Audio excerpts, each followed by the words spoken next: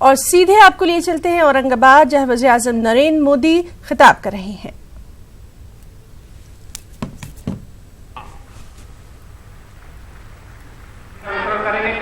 इससे जैविक खेती प्रमाण पत्र के लिए या फिर उसे बढ़ाने में मदद मिलेगी। साथियों, मुद्रा योजना बहनों को उद्यमी बनाने में अहम भूमिका निभा रही है। योजना के तहत अभी तक देश भर में करीब 20 करोड़ ऋण बांटे गए हैं। इनमें से लगभग 14 करोड़ ऋण हमारी बहनों और बेटियों के हाथ में गए हैं। महाराष्ट्र में भी मुद्रा योजना के 1.5 करोड़ लाभार्थियों में से 1.25 करोड़ लाभार्थी हमारी माता बहनें हैं। महिला उद्यमशीलता के क्षेत्र में आ रहे इस बदलाव को हमें और तेज करना है और मजबूत करना है।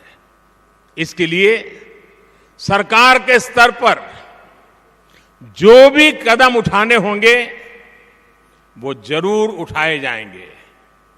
साथियों, स्वयं सहायता समूह के रूप में आप आर्थिक सशक्तिकरण के मजबूत माध्यम तो है ही, आप सामाजिक परिवर्तन की भी अहम प्रहरी है।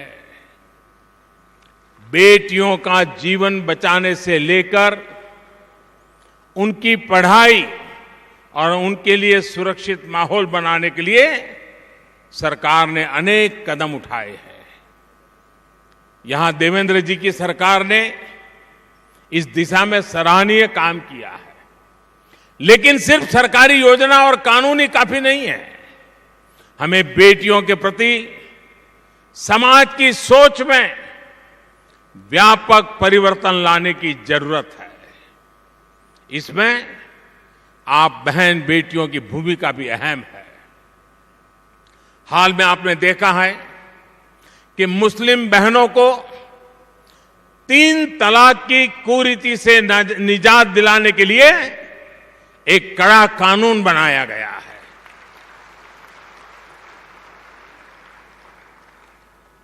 अब आपको समाज के भीतर इस कानून को लेकर जागरूकता फैलानी है। साथियों, समय से पहले जब लक्ष्य हम हासिल करते हैं तो बड़े संकल्पों को सिद्ध करने का हौसला अपने आप बढ़ जाता है। जब ईमानदारी से काम किया जाता है, जब साफ नीयत से काम किया जाता है, तो प्रयासों में भी कोई कमी नहीं रहती है। आप सभी चंद्रयान को लेकर जो हुआ उससे भली भांति परिचित होंगे। हमारे वैज्ञानिकों ने एक बड़ा लक्ष्य हासिल करने का प्रयास किया था, लेकिन उसमें एक बाधा आ गई। इस मिशन के लिए वैज्ञानिक काफी समय से मेहनत कर रहे थे। भाई और बहनों, कल रात और आज सुबह मैं उनके बीच था। वो भावुक थे, लेकिन साथ साथ ही बुलंद हौसले से भरे हुए थे कि अब और तेजी से काम करना है। जो हुआ उससे सबक लेकर सीख करके आगे बढ़ना है। इसरो जैसी प्रतिबद्धता के साथ ही देश को आगे बढ़ाया जा सकता है। लोगों के जीवन को आसान बनाया जा सकता है। साथियों, अलग अलग क्षेत्रों में ऐसे ही लगनशील लोगों की प्रतिबद्धता के चलते देश के हर गांव तक बिजली पहुंचाना, 8 करोड़ परिवारों को गैस कनेक्शन देना, ऐसे अनेक काम समय से पहले पूरे हो चुके हैं। अब बहुत जल्द पूरा देश खुद को खुले में शौच से मुक्त घोषित करने की तरफ बढ़ रहा है। मुझे विश्वास है कि 2022 में जब हम आजादी के 75 वर्ष का पर्व मनाएंगे, तब के लिए हमने जो संकल्प हमने लिए हैं, वो संकल्प जरूर पूरे होंगे। भाइयों और बहनों, 2022 तक हर गरीब को पक्की छत देने के लक्ष्य की तरफ हम तेजी से आगे बढ़ रहे हैं। अब तक देश के गांवों और शहरों में लगभग 1,80,00,000 घर बन चुके हैं। लाभार्थी उसमें रहने के लिए चले गए हैं। कई लोग हमसे पूछते हैं कि गरीबों के घर की योजना तो पहले भी चलती थी, फंड पहले भी थे, लेकिन आपने इसमें अलग क्या किया? सबसे पहले तो मैं ये बताना चाहता हूं कि हमें इस बात को समझते थे कि हमें हाउस नहीं बल्कि होम्स का निर्माण करना है। 4 दीवारी से घिरे मकान नहीं, आपके सपनों का घर बनाना है। हम ऐसे घर बनाना चाहते थे जहां सभी सुविधाएं भी मौजूद हो, यानी घर के नाम पर 4 दीवारें खड़ी करने के तौर तरीकों से अलग हमें कुछ बेहतर करने की जरूरत थी।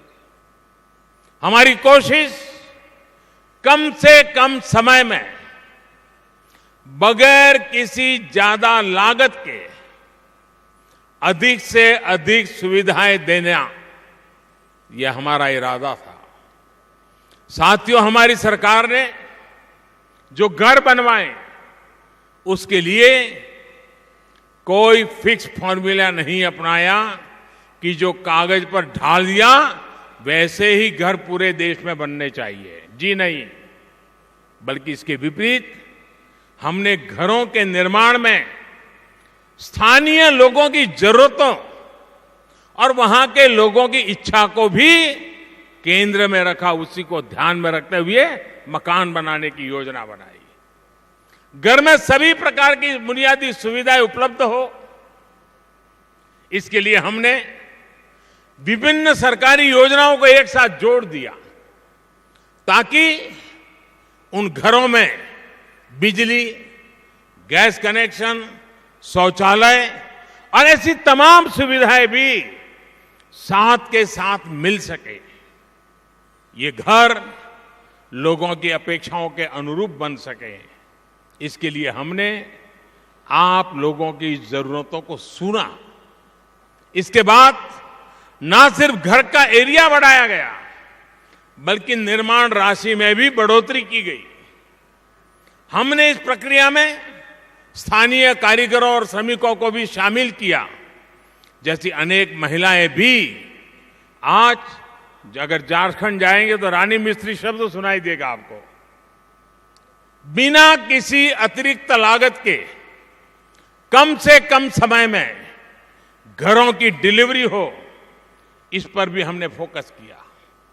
इसके लिए टेक्नोलॉजी को एक महत्वपूर्ण हिस्से के रूप में अपनाया गया। भाइयों और बहनों, हमने उन लोगों के सपनों को भी बल देने की कोशिश की जो अपना घर खुद खरीदने की इच्छा रखते हैं। सस्ते मकानों को और बढ़ावा देने के लिए सरकार ने होम लोन पर 1.5 लाख रुपए के ब्याज पर आयकर में अतिरिक्त छूट का प्रावधान किया ताकि मध्यम वर्ग का परिवार अपना घर बसा सके। साथियों, हमारा जोर पारदर्शिता पर भी रहा।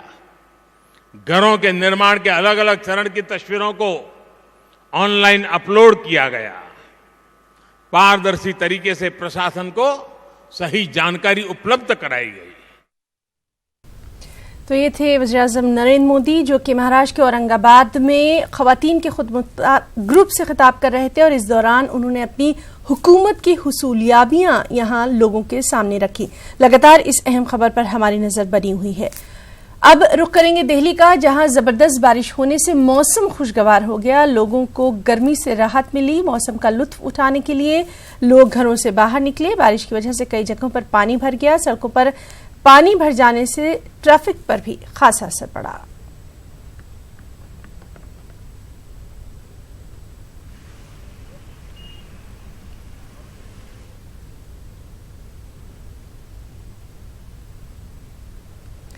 कौमी सलामती मुशीर अजीत डोभाल का कहना है कि कश्मीरी अवाम की अक्सरियत दफा 370 की मनसूखी की हिमायत में है और मैं इस ताल्लुक से पूरी तरह से मुतमईन हूं। डोभाल का कहना है कि कश्मीरी अवाम अपना बेहतर मुस्तकबिल देख रहे हैं। चंद शरपसंद दफा 370 के हटाए जाने की मुखालिफत कर रहे हैं। उन्होंने कहा कि फौज के मजालिम का तो सवाल ही पैदा नहीं होता और 199 पुलिस स्टेशन में से सिर्फ 10 स्टेशन में ही बंदिशें आयद हैं। डोभाल ने मजीद कहा कि लैंडलाइन राब्ता 100% बहाल हो चुका है। साथ ही अजीत डोभाल ने हुकाम को हिदायत दी है कि उज़्मा को दिल्ली के एम्स में मुंतकिल किया जाए। आपको बताएं कि कल जख्मी हुई उज़्मा की हालत अब नाजुक बताई जा रही है। अगली खबर राजस्थान से है, जहां के बहरोड लॉकअप पर हमला करने के मामले में पुलिस ने 5 लोगों को गिरफ्तार किया। टोल नाके से हाईवे तक पुलिस की तलाशी मुहिम जारी है। रियासत से बाहर निकलने के तमाम रास्तों पर पुलिस चौकस है, निगरानी की जा रही है। यहां से गुजरने वाली हर गाड़ी को भी चेक किया जा रहा है।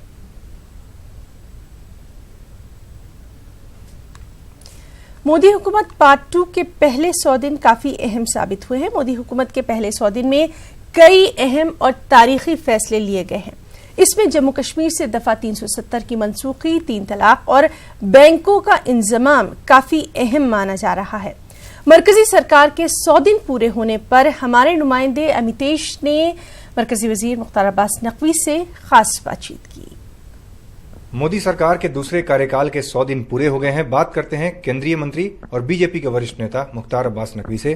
सर, 100 दिन पूरे हो गए हैं दूसरे कार्यकाल के। इस 100 दिन को कैसे देखते हैं दूसरे कार्यकाल के? देखिए, प्रधानमंत्री नरेंद्र मोदी जी ने जो पिछला 5 साल था वो समावेशी विकास, सर्वस्पर्शी विकास के सुशासन को संकल्प से भरपूर सरकार चलाई और उसके बाद जनता ने जनादेश दिया और इस सरकार का, जिसे मोदी सरकार 2 आप कहते हैं, उस सरकार के 100 दिन पूरे हो रहे हैं। और इस 100 दिन में अगर आप देखें तो प्रधानमंत्री नरेंद्र मोदी जी ने सियासत और सुशासन का चाल, चरित्र, चेहरा बदला है। अब लफाजी से काम नहीं चलेगा, अब प्रोपेगेंडे से काम नहीं चलेगा, बल्कि परिश्रम और परफॉर्मेंस से काम चलेगा और ये सरकार ने करके दिखाया है।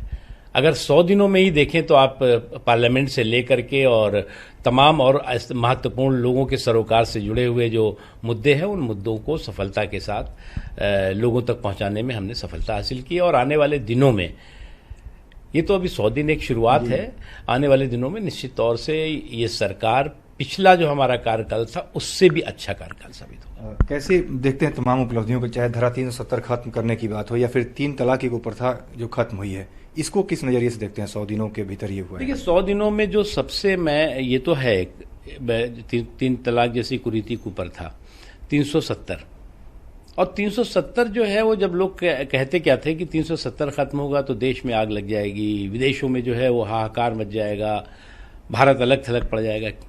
लेकिन पूरा देश प्रधानमंत्री मोदी जी के इस फैसले के साथ खड़ा हुआ, पूरी दुनिया इस फैसले के साथ खड़ी हुई, इस्लामिक देशों ने भी इस फैसले का स्वागत किया।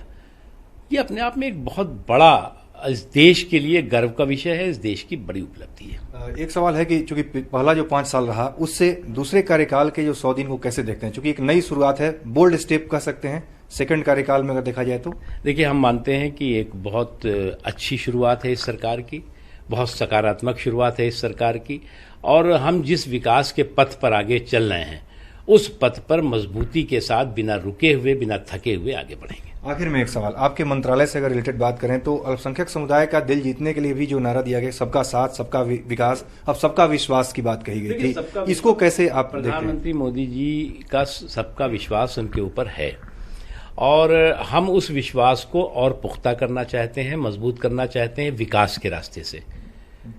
और development without discrimination, empowerment without appeasement, सम्मान के साथ सशक्तिकरण, बिना तुष्टीकरण के सशक्तिकरण, और इस दिशा में हम काम कर रहे हैं। चलिए, बहुत बहुत धन्यवाद। तो ये थे केंद्रीय मंत्री मुख्तार अब्बास नकवी। कैमरामैन चंद्रदेव के साथ अमितेश, न्यूज 18 दिल्ली। वंचित अघाड़ी से इत्तेहाद तोड़ने का एकतरफा ऐलान करने के बाद इम्तियाज जलील ने रियासती असेंबली इंतखाबात में पूरे महाराष्ट्र में एमआईएम की ताकत का मुजाहरा करने का इशारा भी दे दिया है। वो औरंगाबाद में पार्टी कारकुनों से खिताब कर रहे थे। एक रिपोर्ट।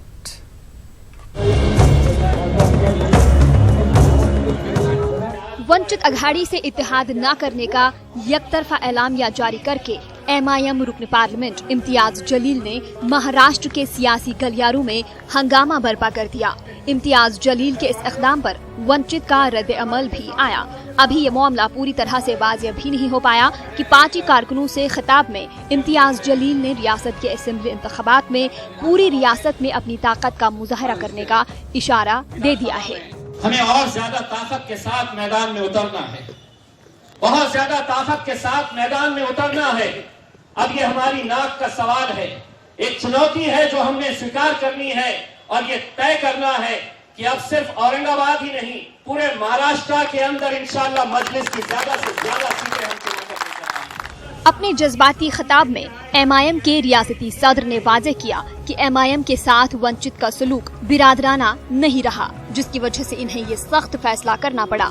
इम्तियाज जलील ने पार्टी कारकुनों को ये यकीन दिलाया कि इनके इस फैसले में पार्टी के सरबराह असदुद्दीन ओवैसी की मर्जी शामिल है। अलग अलग तरह की बातें आएंगी, अलग अलग तरह के लोग कहेंगे कि ये कैसे हो गया है, हमारे ऊपर इल्जाम लगाया जाएगा कि ये क्यों हट गए गठबंधन से। लेकिन क्या आप में से कोई एक शख्स है जो इस बात से मुत्तफिक रखता है कि मजलिस में महज सिर्फ 8 सीट हमने लड़ना चाहिए था? कोई एक भी शख्स ऐसा है जो ये मानता है कि मजलिस में 8 सीट लड़ना चाहिए था? अगर आप समझते हैं कि हम लोगों ने सही फैसला किए हैं तो हाथ ऊपर करके इस राय का समर्थन कीजिए। हम यकीन मानेंगे कि ये फैसला जो है वो हमारा अकेले का नहीं है, ये औरंगाबाद शहर का, औरंगाबाद का ही नहीं, महाराष्ट्र के अंदर रहने वाले तमाम मुसलमानों का, दलितों का, बहुजन समाज का ये फैसला है। कड़ा फैसला लेना पड़ा, अफसोस के साथ लेना पड़ा।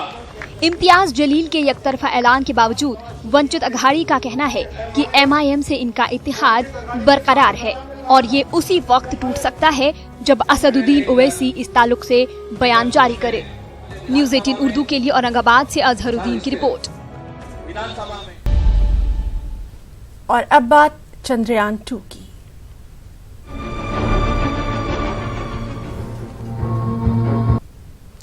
सदर जमहूरिया रामनाथ कोविंद ने चंद्रयान पर रद्द-ए-अमल जाहिर करते हुए कहा कि मन में है विश्वास, पूरा है विश्वास, हम होंगे कामयाब एक दिन। सदर जमहूरिया ने कहा कि जिस तरह से साइंसदानों ने कोशिश की वो काबिल तारीफ है और डॉक्टर सिवन और उनकी टीम के लोगों के लिए मिसाल हैं।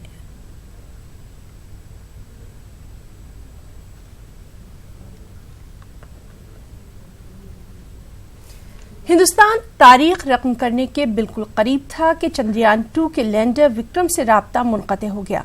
इसके बावजूद इसरो के साइंसदानों के हौसले हैं कि बुलंद है। पूरे मुल्क को उन पर बेहद फख्र भी है, क्योंकि विक्रम से राब्ता टूटा है, चांद से रिश्ता कैसे टूट सकता है।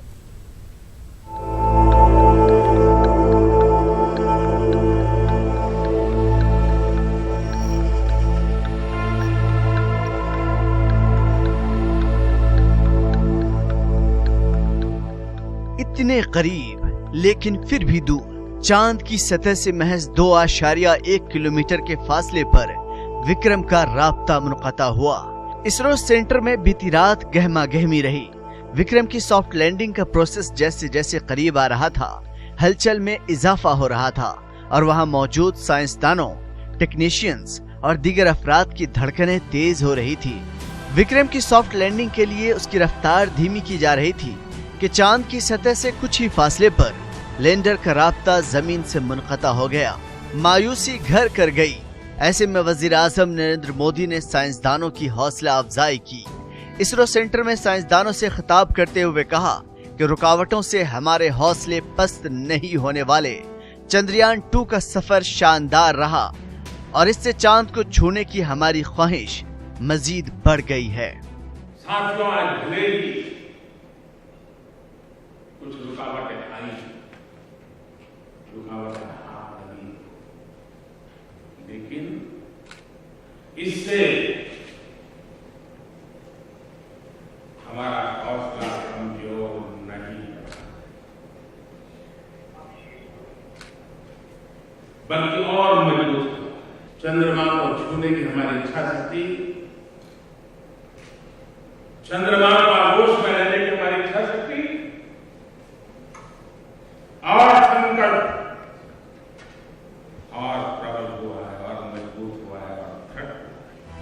वजीर आजम नरेंद्र मोदी ने इसरो चीफ के सिवन की पीठ थपथपाई और उनकी हौसला अफजाई की। इस दौरान के सिवन जज्बाती हो गए और उनकी आंखें भर आई। वजीर आजम नरेंद्र मोदी ने कहा कि उन्हें खलाई प्रोग्राम पर फख्र है। उन्होंने उम्मीद जताई कि हम आगे कामयाब होंगे। उन्होंने कहा कि साइंस के शोबे में नाकामी नाम की कोई चीज नहीं होती, कोशिश और सिर्फ कोशिश होती है। Bureau report, news 18 Urdu. तालीम ही तरक्की का जीना है। तालीम से ही मुल्क और मिल्लत की तरक्की मुमकिन है। मुसलमान अपनी मजहबी शिनाख्त के साथ साथ इल्म की रोशनी भी जरूर फैलाएं। बेंगलुरु में अल-अमीन फाउंडर्स डे की तकरीब में इन तमाम ख्यालात का इजहार किया गया। तो आप देखिए ये रिपोर्ट। मुझे इजाजत दें। आदाब।